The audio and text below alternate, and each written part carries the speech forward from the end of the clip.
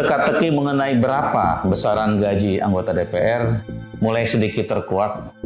Belum semuanya, tapi sedikit saja. Ketika publik akhir-akhir ini dihidangkan dengan sebuah dialog bak opera sabun antara seorang anggota DPR dengan mantan anggota DPR. Yang satu adalah selebriti terkenal, diva terkenal, Krisdayanti, yang merupakan anggota DPR dari fraksi PDIP, Komisi 9, bidang kesehatan dan ketenagakerjaan. Dan yang menanyakannya adalah Akbar Faisal, mantan anggota DPR RI 2 periode dari Partai Nasdem. Dalam pertemuan itu, dengan fair, KD menjelaskan bahwa tunjangan atau gaji yang didapat sebagai anggota DPR mulai dari gaji pokok 16 juta, kemudian tunjangan pada hari kelima sebajak 59 juta, dana aspirasi 450 juta 5 kali, terus dana konstituen 140 juta biasa diambil 8 kali.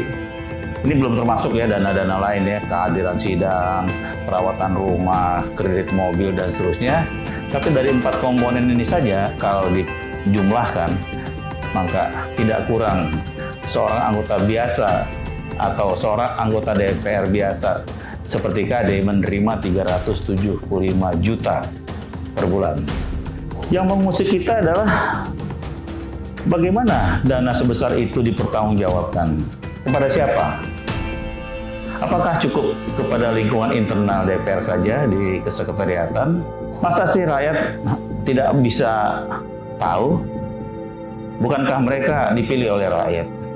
Atau tidakkah bisa dibuat template yang sederhana mengenai bentuk pertanggungjawaban biaya sehingga rakyat bisa membaca secara transparan?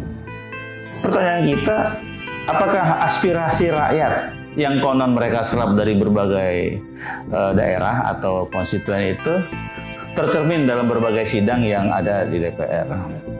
Karena selama ini yang kita tahu sedikit saja yang bicara di sidang-sidang DPR, dan sebagian besar terkena penyakit lama yaitu 4D, datang, duduk, diam, ya kalau nggak dengar ya tidur dia.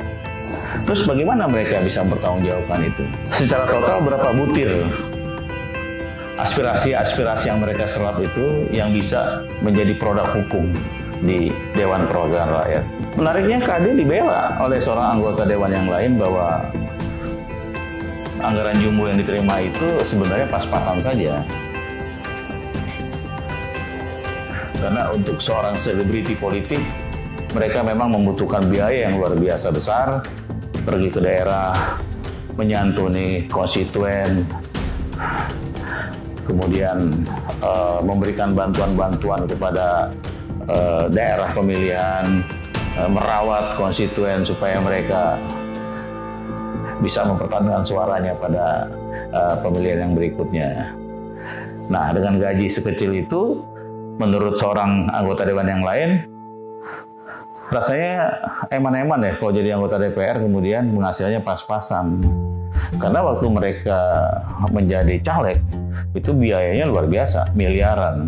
Untuk membayar baliho, ada kaos, biaya dangdut, kemudian saksi di TPS, dan kemudian begitu duduk pas-pasan. Jadi kan ini mencerminkan seorang